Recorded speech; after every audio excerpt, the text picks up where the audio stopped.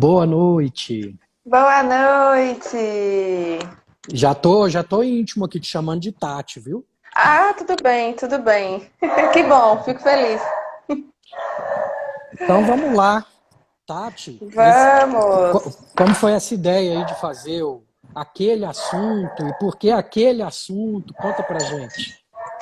Então, de início, esse nome é pela expressão, eu não sei se aqui mais no Nordeste, né? As pessoas sempre falam, ah, vamos falar sobre aquela coisa, aquilo e tal.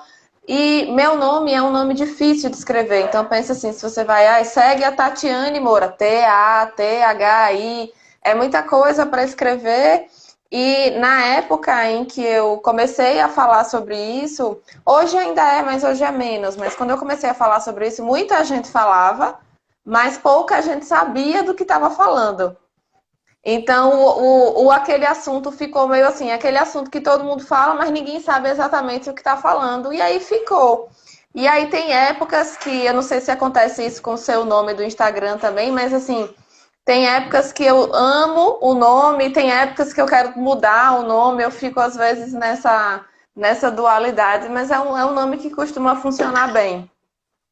Pronto. E eu tava falando pro pessoal que eu achei interessante, porque o papo de reto também tem essa pegada de quebrar tabus, tudo, e quando eu vi o seu, eu falei, não, eu tenho que fazer uma live com ela, porque eu acho que vai casar direitinho. Vai ficar É, muito teve, interessante. teve resposta no inbox quando eu postei no Stories ontem, de pessoas que fizeram uma piada. Não, eu não acredito que vai ter uma live, aquele assunto e papo de reto. São nomes muito, né, muito interessantes juntos, mas realmente funcionou muito bem. Verdade. Então vamos lá, conta um pouquinho da sua história, formação, de onde você veio, fala pra gente. Eu sou de Aracaju, eu formei em fisioterapia na Federal do Sergipe em 2011. E aí eu comecei a minha atuação na terapia intensiva, na fisioterapia respiratória em UTI mesmo. Nesse meio tempo eu já dançava, eu danço desde pequena e também comecei a praticar pilates antes da minha formação em fisioterapia, então já praticava. Eu comecei a atuar como doula também alguns anos antes de me formar, então as coisas foram tomando o fluxo delas e aí meio que por afinidade e por interesse as coisas foram caminhando e em 2015 eu engravidei e aí meu contato com esse mundo materno, né? Eu já atuava como doula, mas já atuava em parto domiciliar, inclusive. Mas quando você começa a pesquisar para você, acaba que tem uma coisa diferente, né? E aí eu comecei a entrar mais por essa área e convivendo com muitas mães, fui percebendo que elas não tinham, principalmente aqui em Aracaju, certos encaminhamentos, por exemplo, diástase, incontinência urinária no pós-parto, é, tratamento de incontinência urinária ainda na gestação, preparação para o parto, uma série de coisas que não eram comuns aqui na cidade e que poucas pessoas tinham afinidade. E aí eu resolvi fazer uma pós, eu viajei, fiz uma pós bem longe aqui de Aracaju, fiz em Curitiba, fiz uma pós muito maravilhosa, com professores de outros países, e aí foi bom que eu exercitei meu inglês, exercitei meu espanhol, né, que não é muito comum. E aí foi ótimo. E assim, lá na mesma pós, o coordenador da pós perguntou se eu não tinha interesse em fazer mestrado, porque parecia que eu gostava de ensinar. Eu sempre fui a pessoa de apresentar o seminário e tudo mais, né? Desde a graduação. E aí entrei no mestrado, fiz o mestrado em saúde e ambiente, pesquisei violência obstétrica e disfunção sexual após o parto. E assim que eu terminei o mestrado, emendei no doutorado, e aí hoje eu pesquiso também violação de direitos humanos, violência obstétrica, políticas de saúde voltadas para a mulher e a própria sexualidade pós-parto. E aí, dentro das políticas de saúde da mulher, eu não pesquiso as políticas relacionadas à saúde pura e simples, né? Eu tento enveredar pela saúde funcional, porque as políticas públicas elas têm uma abordagem muito da saúde clínica, o que é ótimo, mas não é porque o paciente não tem infecção, não tem câncer, não tem uma coisa assim, que o paciente está bem, né? Boa parte das mulheres que têm incontinência urinária, que param de trabalhar, que param de ter seus relacionamentos afetivos, que têm uma série de outros prejuízos, elas não têm nada, não tem corrimento, não tem infecção, não tem nada no colo do útero, mas elas têm uma coisa que limita drasticamente a vida delas e não tem uma política pública de saúde que cubra isso. Então, as políticas de saúde elas não são voltadas para a funcionalidade. O fisioterapeuta ainda não está inserido no programa de saúde da família, então está nos NASFs, né? Mas não é um profissional que está em todos. E mesmo os que estão, eles não conseguem atuar nessa parte de uroginecologia, porque não tem sala individual, não tem material. Então, existe uma série de dificuldades. Então, você imagine uma paciente pós-parto com bebê pequeno que tem disfunção sexual, é usuária do Sistema Único de Saúde. Então, é uma paciente que vai carregar essa disfunção por muitos anos. Então, isso me motivou, depois do mestrado, a seguir, né? Hoje eu escrevo dessa parte de política de saúde, de direitos humanos da mulher e tudo mais. Resumidamente, é isso. Eu não sou muito boa com resumos, não. Não, foi excelente. E quem olha essa carinha de bebê aí não pensa que você já fez tudo isso, não. Muito, Obrigada pela carinha de bebê. Muita experiência, muita bagagem, né? Isso é bom. Sem contar a filha, né? Isso. Você Ela tem 5 anos e é minha grande motivação, assim. Os filhos motivam a gente, né? Os filhos fazem a gente ter mais norte na vida. Então, assim, eu tento também conversar isso às vezes, porque as pessoas têm uma visão da maternidade que a maternidade vai destruir sua vida, né? Você vai perder o corpo que você tinha, você não vai conseguir trabalhar, não vai conseguir estudar, então a maternidade virou uma coisa que, assim, ou você escolhe uma vida ou você escolhe a maternidade, não dá para ter as duas coisas, né? E eu tento ver pelo lado de que a maternidade, não só ela, a paternidade também, mas a gente sabe que socialmente pesa mais para a mãe, né? Mas a maternidade ela pode ser pelo contrário, ela pode ser uma motivação, ela pode ser uma porta que se abre, né? Eu nunca tive o meu crescimento profissional, minha vontade de estudar, minha vontade de pesquisar nunca foi tanta antes dela nascer. Então, ao mesmo tempo em que eu tinha menos tempo livre, menos horas de sono, em que eu tinha todas as outras coisas da maternidade, eu tinha muito mais motivação. Eu sou muito mais produtiva. Eu sei administrar muito melhor o meu tempo, então eu também tento conversar com as pessoas de que a maternidade ela é uma porta que se abre, né? O caminho que vem depois dela, a gente pode ser um caminho bom, pode ser um caminho não tão bom assim, mas é uma porta, e aí depende de como a gente vai se relacionar com essa maternidade. Perfeito. Tati, então vamos lá, Vamos. vamos entrar nas temáticas agora. Eu adorei os temas que você escolheu, tem tudo a ver com meu público. Que ótimo. Então vamos conversar. Então vamos lá, o que é um períneo saudável? Explica isso pra gente. Isso no início é um pouco difícil de entender, porque quando a gente não está acostumado com o termo funcionalidade, né? E a fisioterapia pélvica é uma profissão que só tem 12 anos de reconhecida enquanto especialidade, então é muito novo. Então, quando a gente fala assim, um períneo funcional não é um períneo forte. Porque a gente não pode atribuir funcionalidade só à força. De nada adianta um músculo que sabe contrair, mas não sabe relaxar, ou não sabe contrair na hora certa, né? Porque não é a força a qualquer custo. Ô, Tati, então, tem um exemplo interessante disso que você está falando, bom que eu estou com uma profissional da área. A doutora Denise de Carvalho, numa aula que eu estava dando, ela até perguntou isso para mim. Falou exatamente isso que você falou, que um períneo saudável não quer dizer um períneo forte. Então é um períneo funcional, que faz a sua função bem feita. Que tinha uma pacientinha dela que era atleta olímpica.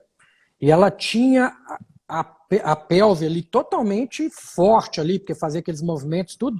Só que ela perdia urina durante os exercícios mais extenuantes, mesmo tendo o períneo forte. Então isso mostra uma disfunção, é exatamente ilustrando isso que você disse. Não adianta ser só forte e não ser funcional, né? Exato. Então, assim, quando a gente sempre pensa, precisa trabalhar a funcionalidade do períneo, então vamos tacar exercício, vamos fortalecer. Mas esse músculo precisa saber em que momento ele contrai, o quanto ele contrai, né? E até onde ele vai contrair. Então, eu trabalho com o períneo funcional, com consciência perineal. E consciência perineal é o períneo que sabe contrair quando tem que contrair e tem força para isso, que consegue contrair e sustentar, porque o nosso assoalho pélvico tem função de sustentação. Então, não adianta a pessoa saber fazer aquela contração de susto, né? Contrai, mas não sustenta. Contrai, mas não sustenta. Então, ele tem que contrair, tem que relaxar, tem que contrair, tem que sustentar. Tem que permitir todas as funções do assoalho pélvico. Xixi, cocô, parto, sexo. Todas essas funções no momento adequado e no local adequado, porque a incontinência urinária, a pessoa continua fazendo xixi, mas ela está fazendo no lugar errado e na hora errada. Né? Então, tudo isso envolve o períneo funcional. Então, são funções muito complexas, porque envolve diversas conexões neurológicas, envolve músculo, envolve social, né? O aspecto social, porque o que para o homem é um local adequado, para a mulher é totalmente inadequado, para a criança é totalmente inadequado. Então, a gente não consegue tratar a incontinência urinária masculina do mesmo jeito que trata a feminina. A mulher não vai em qualquer banheiro. Né? O homem vai em qualquer lugar, isso é social, não necessariamente higiênico, né? É o que é socialmente aceitável. Então, a funcionalidade vai variar de acordo com o gênero, com o sexo, com o meio em que aquela pessoa está inserida e com as condições de vida daquela pessoa. Muitas pessoas têm um banheiro para uma casa que tem 8, 10 pessoas. Então, é difícil tratar, por exemplo, um comportamento postergador numa casa que tem um banheiro. Você não pode ficar segurando o xixi por muito tempo. Mas tem tanta gente para ficar usando aquele banheiro que não dá. Então, a gente tem que observar também esses outros aspectos. Não dá para ser puro e simples, né, avaliar a musculatura, porque senão não se aplica à realidade do paciente. Excelente. E isso encaixa muito no que eu faço também, porque eu faço fisiologia anorretal, né? E eu tenho um aparelho de manometria. E justamente a gente vê muito isso. Você pede para o paciente contrair, ele faz força para expulsar. Você pede para ele fazer força para expulsar, ele contrai. E isso, com esse aparelho eu consigo também fazer o biofeedback anorretal, que antes era o pessoal da fisioterapia, tudo, mas eu fiz um curso de manometria que tinha um plus em biofeedback. Eu falei, vou ver como é que é, né? E ajudo muitas pacientinhas com isso. É maravilhoso mesmo. Infelizmente, nem todo paciente tem acesso à fisioterapia pélvica, né? Então, o biofeedback, ele tanto é uma ferramenta excelente para avaliação, quanto é para tratamento. E às vezes, os profissionais não têm acesso nem ao biofeedback. Então, dependendo de onde você esteja, você também não vai ter. Então, o melhor equipamento da fisioterapia é a mão. Então, a gente precisa dominar todas as técnicas manuais, porque se você não tiver nenhum aparelho, mesmo assim você consegue tratar o paciente. Isso que você falou, a gente pede para contrair, o paciente expulsa. Pede para expulsar, o paciente contrai. Essa assincronia é muito comum e acontece na hora. O paciente vai evacuar, né? Vai fazer cocô e aí faz a contração, faz a ativação toda errada. Prende respiração. E aí quando você prende a respiração, o períneo prende também e aí dificulta. Né? Posicionamento, celular no banheiro, muda o posicionamento todo da pessoa. Então, são essas coisas que a gente tem que considerar, porque senão a gente não consegue fazer uma orientação que funcione para o paciente. Verdade. Não deixa de ser uma aula de percepção corporal, uma aula de autoconhecimento. Os pacientes, depois da 10ª sessão, já está fazendo sozinho, fazendo tudo. É maravilhoso ver. Aí eu faço uma manometria antes, aquelas que estão com fraqueza, com hipotonia, com escapes de gases, quando ri, quando tosse, né? E repito depois da 10ª sessão. E a sessão comigo é 5, 10 minutinhos. O que vai ajudar é o que ela faz em casa, sozinha ali. Quando ela volta comigo na outra semana, eu mostro para ela no gráfico se está certo, o tanto que está subindo. E mostrar esse antes e depois do exame também, para o paciente ver que teve melhora, né, Tati? E quando o paciente percebe, ele se motiva.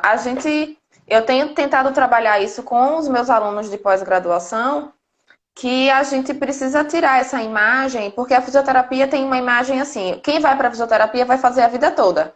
Não sei se aí na sua cidade tem essa imagem, né? Ah, já fiz 100 sessões de fisioterapia, não sei quantas sessões de fisioterapia, a pessoa tem essa imagem de que ela vai fazer para o resto da vida, né? E eu trabalho com a linha de que a gente precisa desenvolver a autonomia do paciente, consciência do paciente, né, o mínimo de sessões possível para a alta o mais rápido possível, e aí você faz uma reavaliação periódica, né, para o paciente, porque se o paciente precisa de mim para o resto da vida, a gente não tem um acompanhamento eficaz. O paciente vai viajar, vai levar a fisioterapia, né, né, ou então vai tirar férias da fisioterapia, então essa imagem não funciona. Então a gente precisa trabalhar essa consciência do paciente perceber a contração, o relaxamento, a consciência postural, a consciência respiratória, a consciência perineal. O paciente ele não pega a pelve dele, né, tira do corpo, bota lá na maca e aí a gente vai lá, aperta uns parafusos e bota a pelve de volta no paciente, né? A pelve está inserida num contexto. Então, uma respiração que é feita de forma errada, uma respiração apical, um aumento de frequência respiratória, baixo volume corrente, então, esse paciente está aumentando a pressão sobre o assoalho pélvico pelo simples fato de respirar errado, né, de fazer uma respiração errada. Ou é um paciente que fuma, que tosse muito, então, se a gente olhar só para a pelve, a gente não vai ver tudo que precisa ser visto. Então, precisa ter essa visão.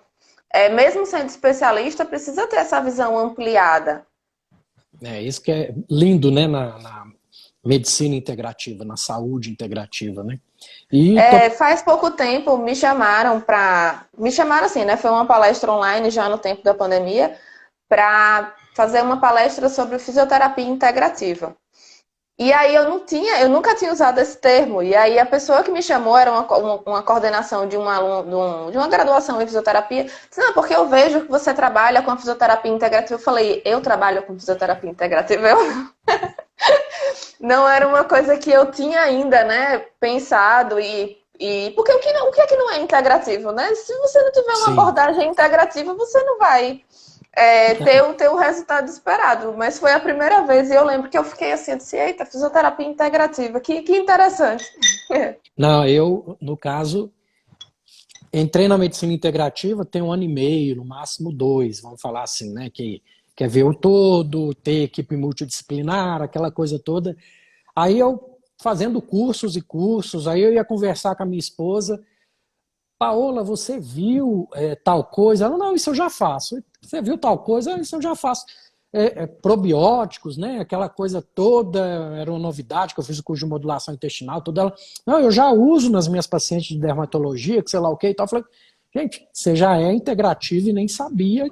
E nem sabia. Que tinha esse termo. Nem sabia que existe o termo, né? Verdade. Então vamos lá. O segundo tema tem tudo a ver com o meu público, né? Como que a constipação pode impactar no assoalho pélvico, Tati? O que você me conta sobre isso? Veja, não é pequena a quantidade, principalmente de mulheres. Na minha prática, a quantidade de homens com constipação é bem menor. A quantidade de mulheres com constipação é bem maior, e aí eu acredito que por fatores hormonais, também alimentação, ingesta hídrica, acredito que a mulher acaba sendo mais... Opa, me bati em tudo aqui. Acaba sendo mais suscetível, né? O que acontece com a constipação? Ela é super desconfortável, né? O termo enfesado não é à toa, né? A pessoa fica enfesada, mal-humorada, inchado, que para as mulheres incomoda muito, esse inchaço abdominal, né? Porque a mulher não quer estar com aquela barriga inchada e tal. Então, o que a pessoa faz? Ela faz o maior esforço que ela puder para eliminar aquelas fezes que estão ressecadas, que muitas vezes a pessoa nem está com a vontade de fazer cocô, nem está com o peristaltismo ativado, mas ela está com tanto incômodo que ela tenta forçar. Então, geralmente a primeira fase, a pessoa vai para o vaso, e aí ela prende a respiração, faz aquela força, né, que parece um balão que vai explodir. E aí o primeiro reflexo do assoalho pélvico é contrair, Porque quando a gente contrai a boca, quando a gente fecha a boca e bota a pressão, o assoalho pélvico também reage, aumentando essa pressão, e aí ela começa a fazer valsalva, que é esse esforço, joga um monte de pressão sobre o assoalho pélvico, não tem o peristaltismo para ajudar esse bolo fecal a sair, e o assoalho pélvico está contraído. Então, tanto essa pessoa faz uma força, e aí tá aqui, né? Tá aqui a pelve. Então a força vem e volta, vem e volta. Então você tá fazendo essa força, expulsando tudo, e aí vai bexiga, vai útero, vai, né? Faz essa força de expulsar, e ao mesmo tempo seu assoalho pélvico tá recebendo a informação de que não, contrai, porque se tá contraindo a boca, se tá contraindo o corpo, contrai também. Então vira uma briga. Então, ao mesmo tempo em que a pessoa força os órgãos para fora, ela aumenta a tensão sobre o assoalho pélvico. Então, não são poucas as mulheres que têm descência de órgãos, né? Os órgãos eles já ficam abauladinhos assim para baixo, eles já ficam mais frágeis, mas são mulheres que têm dor à relação sexual, têm dor ao toque, né, no canal vaginal. Então, a região fica super sensibilizada. E muitas vezes a pessoa não relaciona isso à constipação, porque é uma consequência, né? E aí, às vezes, chega na fisioterapia e fala, ó, precisa fazer um acompanhamento com proctologista, com nutricionista, precisa ver qual é a alteração que está levando a essa constipação. Porque não é pura e simples a pessoa beber água, né? Isso aí você vai saber orientar muito melhor do que eu, que a constipação não é tão simples quanto comer fibra e beber água, né? Não é isso que vai resolver muitas vezes. Verdade. Quem me segue já sabe aí que eu falo disso, né? Hoje eu quero a visão da físio, que está excelente. E você tem um pezinho na osteopatia, Tati?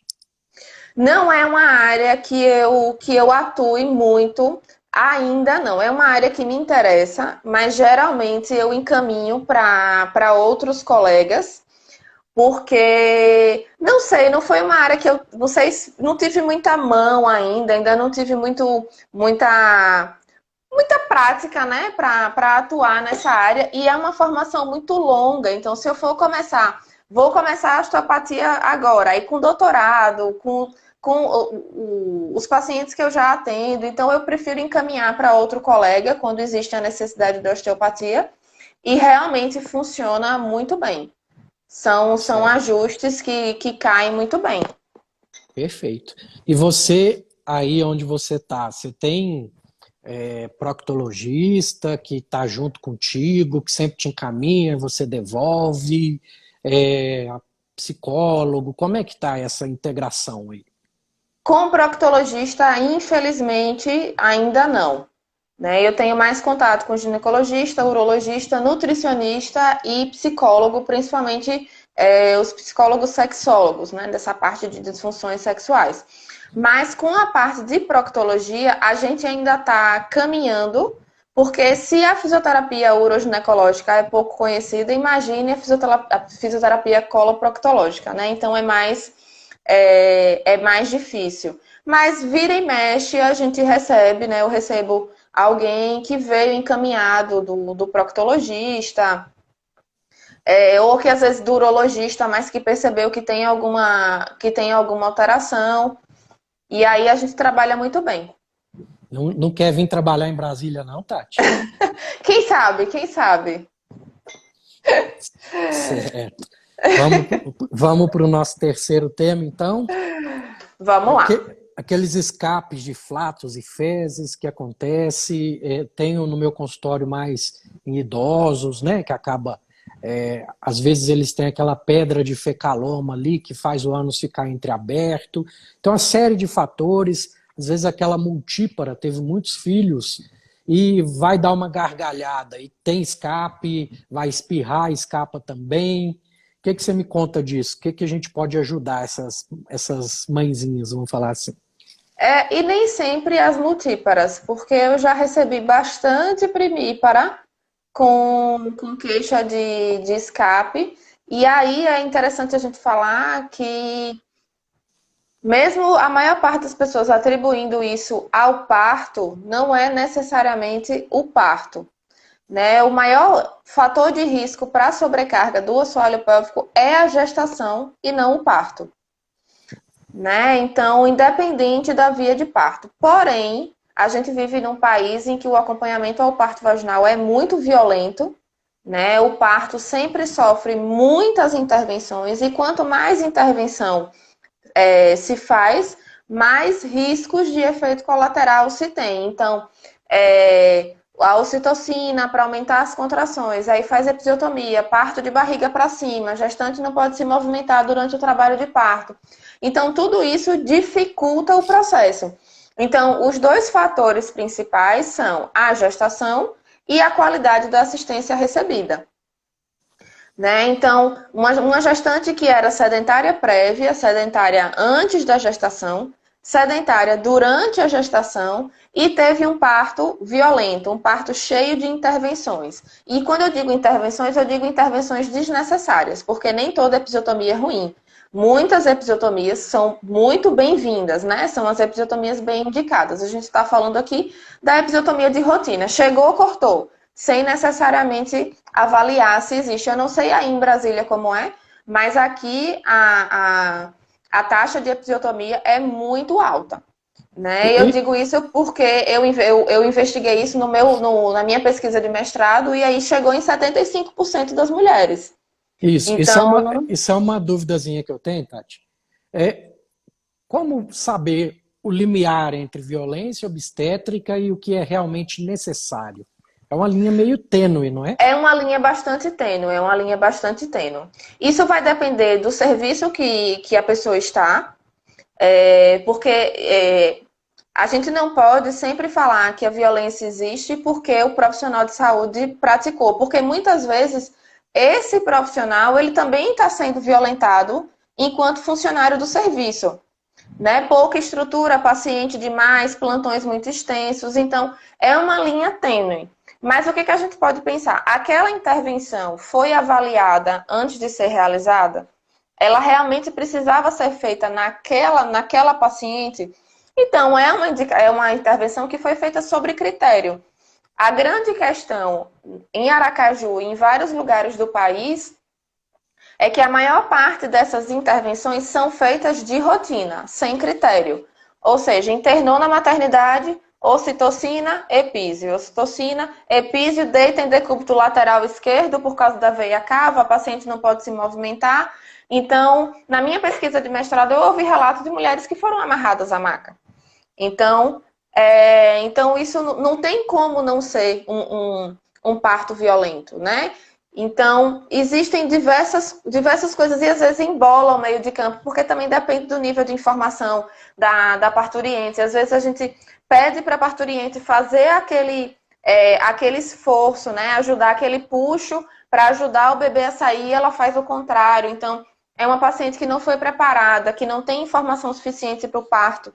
Então, o risco dela sofrer mais intervenção é maior, inclusive porque se a equipe não sente segurança, né, na informação daquela paciente, acaba que é mais seguro intervir do que deixar a paciente parir naturalmente, porque ela também não tem um bom nível de informação. Então, realmente é muito tênue essa linha, né? Do que é uma intervenção necessária e do que não é. Mas tentando pensar assim, dá para as pessoas entenderem. Por exemplo, nem toda episiotomia vai causar uma disfunção sexual ou uma disfunção perineal. Né? Uma episiotomia feita por um cirurgião bem treinado, uma episiorrafia, que é a sutura, feita também por um cirurgião que é bem treinado, que é experiente naquilo ali, ou até mesmo um residente, mas que está sendo bem orientado, é uma episiotomia que tem menos risco de ter uma disfunção depois. E aí, quando eu falo dessa disfunção, não é só uma disfunção sexual ou uma disfunção urinária, mas inclusive as disfunções também anorretais. Porque às vezes a gente vê uma laceração que por fora é de um tamanho, mas quando a gente avalia esse músculo por dentro, é muito maior do que era externamente.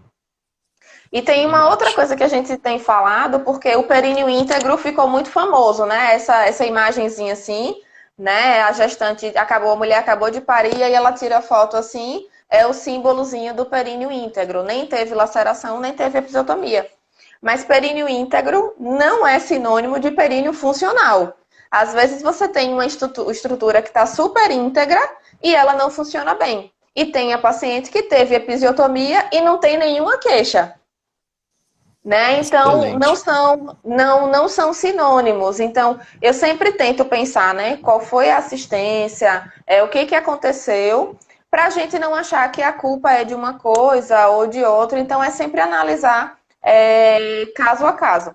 Então, mas voltando, essa questão dos escapes de urina, dos escapes de gases, os escapes de gases são mais comuns do que os escapes de fezes, né? Depois do parto. Mas isso pode acontecer pela sobrecarga acumulada durante a gestação, esse assoalho pélvico que a gente nunca trabalhou a vida inteira, e aí ele já não era bem cuidado antes da gestação, aí a gente colocou uns 15 quilos ali em cima dele, e aí depois que colocou esses 15 quilos, a gente foi andar, foi correr, foi ter a nossa vida normal, e esse assoalho pélvico tá lá dando sangue à alma, né, para tentar dar conta do que ele tem para dar conta, e aí a mulher tem o seu bebê por via vaginal ou por cesariana, mas ela tem esse bebê.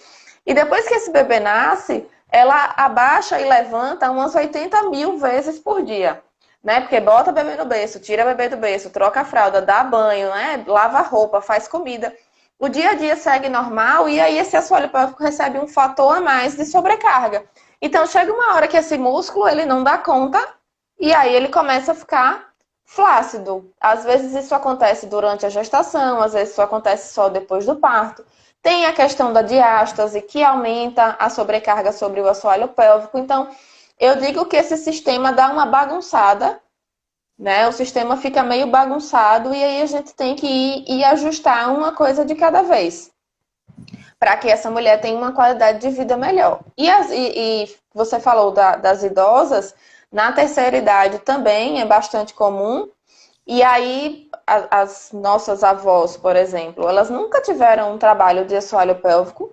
Muitas do interior passavam muito tempo, não sei aí, mas aqui no Nordeste ainda tem isso de agachar, lavar roupa e pega 5, 6 filhos, né? Carrega um tá na barriga. Então, é uma vida inteira de sobrecarga, pegar balde cheio d'água. Isso as mulheres fazem com muito mais frequência do que os homens. E o assoalho pélvico feminino, ele é todo voltadinho para baixo, né? Ele é todo virado para baixo.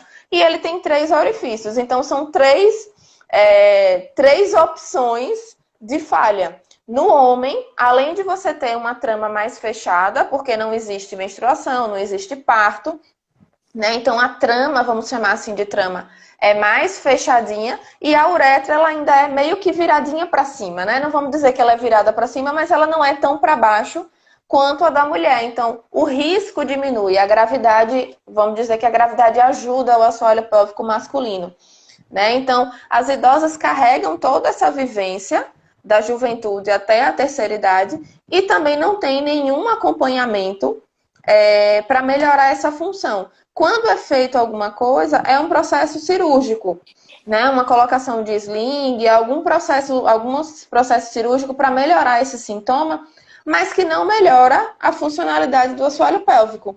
Então, se a gente conseguisse fazer esse acompanhamento, óbvio, em muitos casos a cirurgia vai mudar a qualidade de vida da pessoa. Mas ela precisa fazer um acompanhamento desse músculo, porque senão a cirurgia não vai ter o efeito que poderia ter. Então, a gente precisa trabalhar nessas duas vertentes. Inclusive nas pacientes idosas, porque às vezes eu vejo a família dizer assim, mas já tem 80 anos, ainda vale a pena fazer isso? Aí eu paro e penso assim, tudo bem, ela tem 80 anos, mas o que você está esperando? Você está esperando que ela dure menos? É isso que você está dizendo? Ou que com essa idade ela não merece ter qualidade de vida? É tarde para ter qualidade de vida? Né? E não é assim. Todo mundo quer chegar, né, na mais idade possível com a melhor qualidade de vida possível. Então, toda idade é uma idade para receber um tratamento de qualidade. Isso, e é uma coisa que eu falo muito no meu consultório. Antigamente, a mulher, né, vamos dizer, uma sociedade machista, vamos pôr isso há uns 30, 40 anos atrás, teve os filhos, estava lá na casa dela, Não importava se estava perdendo urina, se não estava, ela põe os paninhos dela, vivia a vida dela e aquilo era o normal na cabeça dela. Hoje em dia, uma mulher de 60, 70 anos é uma empresária de sucesso, tem uma empresa inteira para tocar, uma vida inteira, porque vocês têm rotina tripla, né? Porque vocês têm os filhos, têm ainda que dar atenção para o marido, quem tem marido, aquela coisa toda. Então, hoje em dia, uma mulher dessa, de 60 anos, perder urina sem querer, é uma perda de qualidade de vida, né? E com a longevidade aí, quem que não quer chegar aos 80, 90 anos ativo, né? Eu costumo brincar, eu quero chegar desde que eu esteja limpando minha própria bunda. É o básico para qualidade de vida, assim, né, Tati? Hoje eu ouvi de um paciente, ele chegou pós-prostatectomia, então tá com incontinência urinária, disfunção erétil, e aí ele chegou hoje para atendimento. E aí ele dizendo assim, mas eu não entendo, vocês estudam tanto, médico, vocês estudam tanto para cuidar, e ele usou uma palavra super chula, né? Para cuidar de... E aí eu falei, mas seu fulano... Já ouvi isso demais. Então, aí eu falei para ele, mas seu fulano, o senhor está vivenciando na pele o que é tudo isso não funcionar. Então, assim, isso que você já ouviu, ou que você talvez entenda como uma subespecialidade, porque não é uma área, digamos assim, não tem o glamour das outras áreas, talvez, né? Mas é o que, se não funcionar, faz o senhor não sair de casa, não viver, não aproveitar a sua vida. Com a dor no ombro, você viaja, você faz tudo, né? Não é uma limitação. Agora, xixi, cocô, pensa, você vai, como já aconteceu com paciente minha, ela saía com o filho sozinha, e aí se ela fosse numa loja e precisasse abaixar para pegar o bebê e botar no colo, ou botar o bebê no chão, quando ela subia, ela perdia gases. E não é só o som, é o odor. Então, o que ela fazia? Ela não saía de casa. Até ela tratar, ela não saía de casa. E quantas pessoas não têm acesso ao tratamento? E continuam sem sair de casa? Né? Então, a gente precisa encarar dessas áreas, né? Da área mais íntima, das disfunções miccionais, das disfunções sexuais. São os nossos órgãos que são muito relacionais, né? Então, são relacionados à nossa vida social, ao ambiente em que a gente está. Então, são áreas que a gente só percebe o quanto são importantes quando elas param de funcionar. Isso é uma coisa que eu falo muito, né? Que o ânus é um órgão que tem que funcionar caladinho. Se você lembra que tem ânus, tem alguma coisa errada. Tem alguma coisa errada. Exatamente.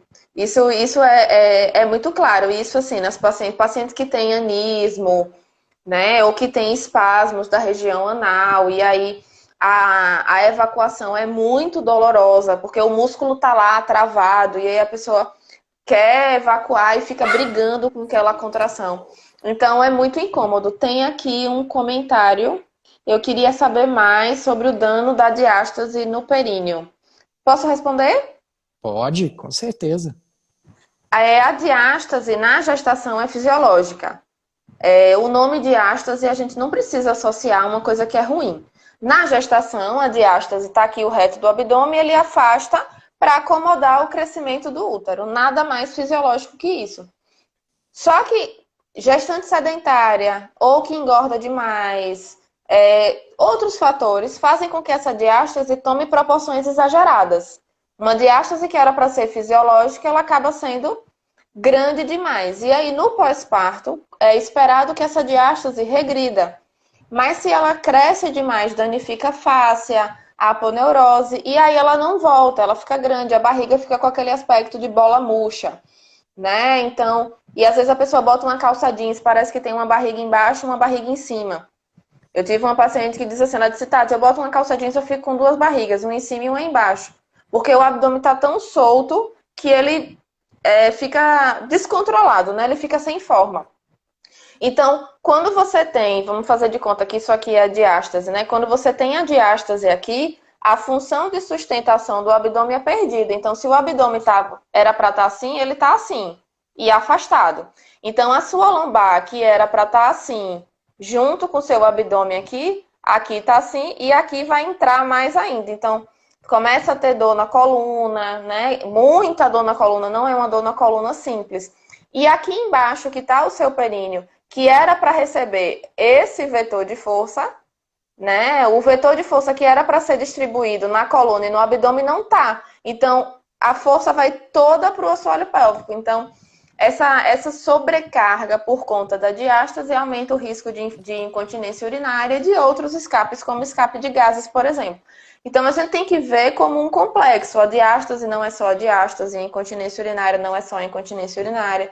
Então, a gente tem que ver. E às vezes é uma pessoa que já tem hérnia de disco, então existem outras complexidades. A Patrícia colocou Excelente. aqui como saber se temos diástase. Existem testes muito simples, mas o melhor é que você procure um fisioterapeuta mesmo para avaliar a funcionalidade do abdômen, porque não é só o tamanho da diástase, é o impacto funcional dela. Maravilhoso. Vamos lá. O quarto tema eu estou curioso nele. Eu quero ver você Vamos. dissertar sobre como que os hábitos intestinais estão ligados à sexualidade, Tati. O que Isso você aí preparou aí? vira quase uma tese, né? É bem complexo. Eu vou começar pelo hábito postergador.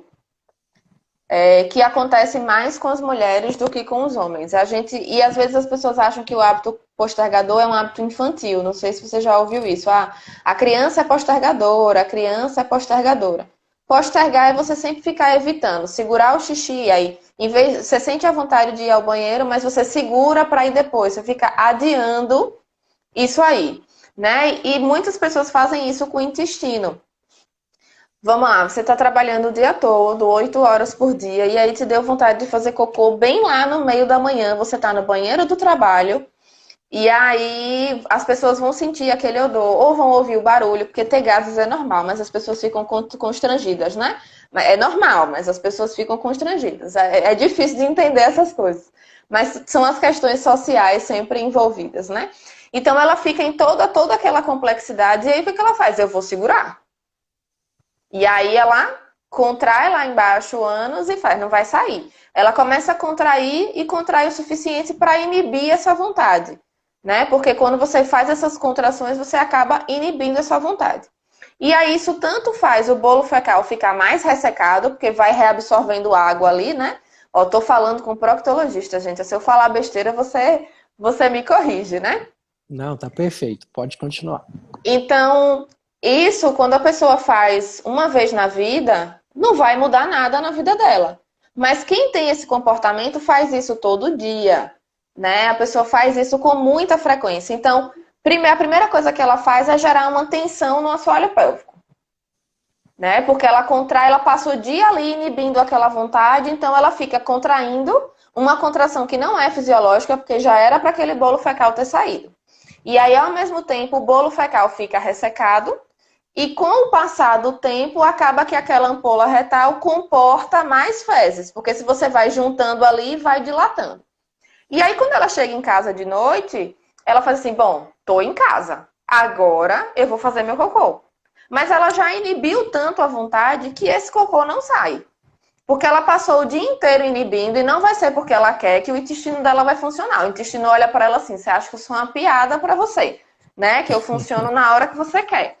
Só que a pessoa quer fazer. Aí o que é que ela faz? Começa a forçar, força. E aí vem mais pressão de cima para baixo e mais contração do períneo como uma forma reflexa. E ela fica nessa briga e talvez ela consiga fazer alguma coisa, mas fica com aquela sensação de esvaziamento intestinal incompleto.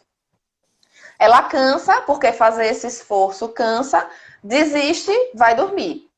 No outro dia ela acorda, vida normal. Chega lá 10 horas da manhã, no meio do trabalho, de novo, aquela vontade de fazer cocô. Aí ela faz tudo de novo, porque ela tá no trabalho. Então isso vira um ciclo, né? Que chega uma hora que a pessoa ela não tem nenhum hábito intestinal, porque ela travou todos os hábitos. Aí, às vezes, chega na fisioterapia pélvica dizendo, ah, é porque eu tenho dor na relação, ou tenho dispareunia, ou tenho um vaginismo, nos casos mais crônicos. E aí a pessoa não sabe de onde veio essa dor, não sabe de onde veio essa tensão. E ela realmente não sabe, porque a maioria das pessoas não vai fazer essa ligação. E aí não adianta nada eu pegar essa dispareunia, relaxar esse assoalho pélvico, deixar o assoalho pélvico lindo.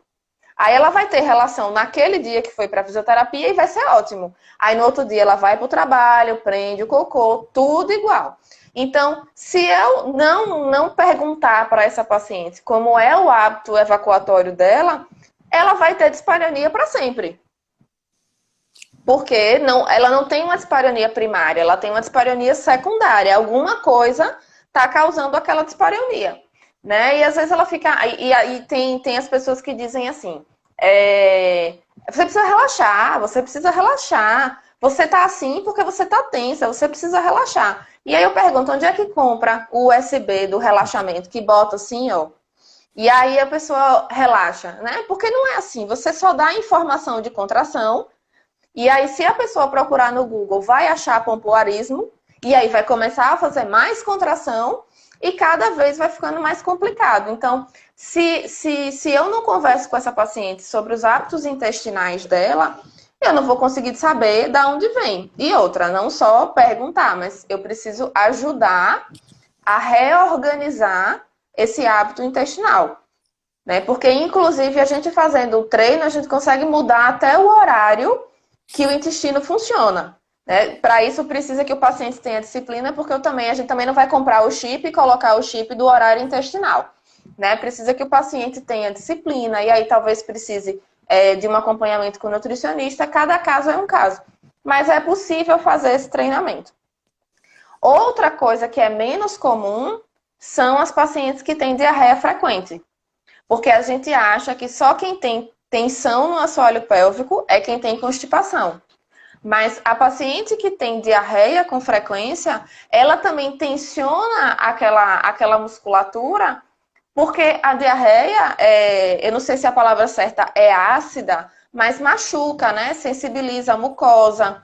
Então, quando você tem um arranhão, uma queimadura de sol na pele, você não fica topando, né? Você quer tudo, você desvia para não topar, para não machucar mais.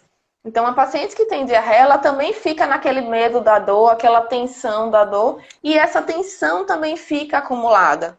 Então, o hábito intestinal, ele precisa ser perguntado em todos os pacientes, inclusive nas pacientes que têm incontinência urinária. Porque aí dá o bug no sistema do fisioterapeuta. Porque chega a paciente que tem constipação, dor à relação e incontinência urinária de esforço. Né? Aí até que você consiga montar, porque uma coisa não exclui a outra, até que você consiga montar de onde é que está vindo cada coisa, a gente quebra um pouquinho a cabeça, mas a gente consegue chegar lá. Maravilhoso. Eu na proctologia, né, na fisiologia no retal, você na fisioterapia, nada mais somos do que, novamente, estamos ensinando as pessoas o que elas aprenderam lá na época que perdeu as fraldas, vamos falar assim, né? Estamos retreinando reflexos que foi perdendo, né? Então somos personal poop. Ótimo. Amei essa expressão. Você falou dessa parte das fraldas, eu tenho bastante contato com o pessoal que trabalha com desfraude, o pessoal da higiene natural. Eu não trabalho tanto com essa parte de desfraude, porque é um mundo à parte, né? Às vezes eu faço algumas orientações para as minhas pacientes mesmo, mas assim, os desfraudes complicados, eu também encaminho para profissionais, e aqui em Aracaju eu nem tenho assim, alguém dessa parte de disfunção miccional infantil tão específico, né? Conheço algumas pessoas pelo país, e aí a gente vai pedindo ajuda para conseguir atender. Mas a forma como é feito o desfraude dessa criança tem muitos desdobramentos ao longo da vida, né? Começa que a gente tem uma cultura de que a gente tira a fralda da criança, né? Porque o pensamento, e eu vejo isso muito nos grupos de mães de WhatsApp, é assim, cansei de comprar fralda, fulaninho vai para a escola e a escola só recebe sem fralda. Então nunca é assim, eu acho que o meu filho está pronto para sair das fraldas. Não. Os critérios são outros, né? Fralda tá caro, e não sei o quê, e fulaninho é preguiçoso, e aí começa o desfraude todo desplanejado, não respeita o tempo da criança, e aí além de você não usar os reflexos certos, você ainda treina respostas que não são fisiológicas, né? Então, esse desdobramento do desfraude é muito importante. Se a gente bem soubesse, a gente conduziria o desfraude, porque o desfraude a gente não faz, né? Quem faz é a criança. A gente conduz esse desfraude para a criança ter autonomia, para ela perceber bem os sinais dela, né? Isso eu vi muito claro aqui em casa na fase de desfraude, porque eu vi as minhas amigas com criança da mesma idade, e foi aí que eu comecei a orientar a desfraude, criança de 2 anos com 3, 4 infecções urinárias, ou tendo que fazer sonda de alívio, porque a criança ficou com tanto medo que virou retencionista, não fazia xixi de jeito nenhum. E criança que só fazia xixi no tapete. Uma série de coisas que, felizmente, eu não passei. Crianças que fazem xixi na cama até 9, 10 anos, porque não assimilaram bem como é que funciona, né, essa habilidade. O desfraude acaba sendo traumático. Então, a gente falar de desfraude é super importante. Tem alguns estudos, não é o que eu tenho mais contato, mas eu vejo, assim, os pesquisadores comentando e até compartilhando aqui no Instagram mesmo, de estudos que relacionam, né, a experiência de desfraude e as disfunções pélvicas na fase adulta. Existem alguns estudos sobre isso. Excelente. Vamos dizer, cobrimos bem os assuntos, até mais um pouquinho, né? Porque Sim. eu aprendo muito com meus convidados, então eu não ia deixar de aproveitar um pouquinho de você aqui. Eu sempre peço para os meus convidados, Tati, livros que mudaram sua vida. Pode ser da área, fora da área. Eu gosto de dicas de leitura. Esse eu sempre indico inclusive para os pacientes, que é um livro do Jerônimo Telmi, que é Produtividade para Quem Quer Tempo. É um livro muito interessante. Se eu disser que eu sigo tudo que tem lá é mentira, mas eu consegui aproveitar bastante coisa. Tem o Cortella, Mário Sérgio Cortella é uma das pessoas que eu sempre acompanho, o que ele fala, agora que tem o mundo do podcast, né? Então eu sempre estou ouvindo as coisas dele, mas o livro Por que Fazemos o que Fazemos foi um livro que me trouxe muitas reflexões, inclusive sobre por que eu sou fisioterapeuta e por que eu fui para essa área de pelve e sexualidade. Então é um livro muito interessante. Tem outro que chama A Única Coisa, que agora eu não vou me lembrar o autor, mas que é um livro muito legal também. Tem um outro que eu acho que você já deve conhecer, eu acho que é Celso Marzano, o nome dele, o autor. Ele é médico, não sei se proctologista, mas o nome do livro é O Prazer Secreto, é um livro sobre sexo anal. E não é um livro de saúde, é um livro para leigos, é um livro para qualquer pessoa ler. E é um livro que fala assim sobre a anatomia, sobre a musculatura, fala tudo de uma forma bem suave para qualquer pessoa conseguir entender, mas é um livro bastante interessante. Então eu indicaria esses aí, mas tem mais. Não, maravilhoso. Eu não conhecia esse último que você falou, vou procurar, porque tem um capítulo no meu livro sobre isso, que é sexo anal, que eu dou até uma receitinha de bolo para como fazer direitinho, sem correr risco de se, vamos dizer, machucar, né? Porque tem o esfíncter interno, ensina a domar o esfíncter interno. Isso é tema para... que interessante. Já quero ler. Porque não é raro também os pacientes, assim, depois de eles contarem uma história muito longa para dizer o que eles querem conseguir fazer sexo anal, porque a pessoa não consegue chegar assim e falar objetivamente, né? Porque tem um constrangimento, tem todo o tabu, os mitos da prática. Mas quando a gente consegue entender o que é isso que o paciente está querendo aprender, então não é incomum pedir esse tipo de orientação, porque às vezes é doloroso a pessoa. Aí você imagina, a pessoa que não sabe fazer o relaxamento direito, aí vai praticar sexo anal, o esfíncter interno tá lá, não vai. Aí a pessoa começa a forçar e fica cada vez mais tenso, vira uma bola de neve. Né? Então, já quero ler também, já vou pegar a sua indicação aí do seu próprio livro. Não, eu vou te mandar de presente, fica tranquila. Ai, que ótimo. Você só me lembra, porque é Vou, tanta vou coisa. lembrar. Vamos lá, para a gente finalizar, como que o pessoal te encontra, quais seus projetos futuros, o espaço é seu. Vocês me encontram aqui no Instagram, @aquele assunto. Tem contato de WhatsApp na bio. Vocês podem falar comigo também pelo direct. O que pode acontecer, como você mesmo sabe, é que eu demoro um pouquinho a responder, né? Mãe, atividades domésticas, trabalho. Então, eu vou responder. Talvez eu demore um pouquinho, não me estranhe, mas eu vou responder. Vocês me encontram por aqui. Eu trabalho com consultoria. Trabalho com os atendimentos, né, normais, presenciais, mas trabalho também com consultoria para profissionais e para pessoas também. Às vezes a pessoa quer algum tipo de orientação de como fazer certas coisas, quer consultoria mesmo, não um atendimento de fato. E aí, agora, pós-pandemia, essas consultorias online foram uma excelente ferramenta, né? Eu consegui conversar com pessoas de muitos lugares, Campinas, Recife, Maceió, interior da Bahia, São Paulo. Então, consegui conversar com muitas pessoas, tanto profissionais quanto clientes, né, pacientes mesmo. Então, trabalho com essa parte de consultoria online. Eu sou pesquisadora, eu faço parte do programa de doutorado da UNIT de Maceió, que é a capital aqui vizinha, né, da Universidade de Tiradentes. Então, me encontrar é fácil. Então, sempre falem comigo, quando vocês quiserem tirar alguma dúvida. Eu adoro conversar, vocês já viram que eu falo muito, então contem comigo para conversar. Excelente. Quer deixar algum recadinho final pro pessoal? Alguma mensagem? Ai, gente, é que, assim, valorizem o assoalho pélvico de vocês. É uma região que é muito delicada, muito importante. São músculos bem miudinhos, bem pequenininhos, mas com funções que, se a gente bem soubesse, a gente cuidava bastante deles. A gente cuida do quadríceps, né, que são músculos enormes, cuida do glúteo, que são músculos enormes. E o nosso assoalho pélvico que está lá sustentando uns órgãos tão importantes, né, útero, bexiga, intestino. Então, ele tá dando a vida dele lá para funcionar bem. Então, cuidem. Se você não tem queixa, continue sem ter queixa. Procure um profissional da saúde funcional, fisioterapeuta especialista em pelve, para que você continue tendo uma boa função.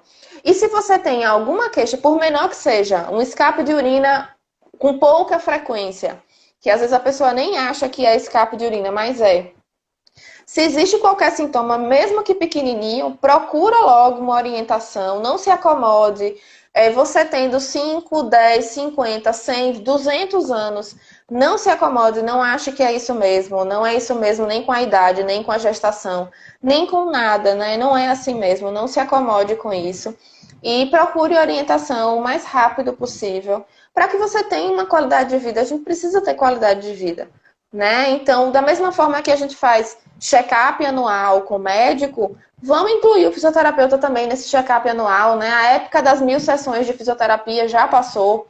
Então, a gente precisa fazer um acompanhamento anual, uma consulta, para ver se precisa de algum cuidado a mais, se tem algum sinal de alerta, não deixa para procurar só quando tiver algum problema. Então, acho que essa é a minha mensagem principal. Tati, eu só tenho a te agradecer, muito simpática, assim, explica muito bem tudo. Foi excelente mesmo. Acho que vai ser uma bela aquisição aí no meu podcast. O pessoal deve procurar com muita frequência. Esses assuntos são geralmente o top 10, né, quando vai para o podcast. Gratidão e carpe diem. Eu que agradeço, assim, passei o dia inteiro pensando, disse, meu Deus, essa live, fiquei, né, nessa, ai gente, que emoção e que nervoso, então fiquei o dia inteiro, assim, pensando como seria a nossa conversa, e fiquei muito feliz, desde o convite, né, que surpresa de convite, que convite bom. E aí aproveito também, assim, para lhe parabenizar, porque não é todo profissional, ainda mais com o seu reconhecimento, que conversa com profissionais de outras áreas, né, que tem essa aproximação com a multidisciplinaridade. Então, também fiquei muito feliz, muito grata e lhe parabenizo pela visão. Assim, espero que mais profissionais desenvolvam essa visão e acredito que sim, a partir da sua influência. Então, só gratidão também. Boa noite, fica com Deus, a gente vai Boa conversando aí. noite.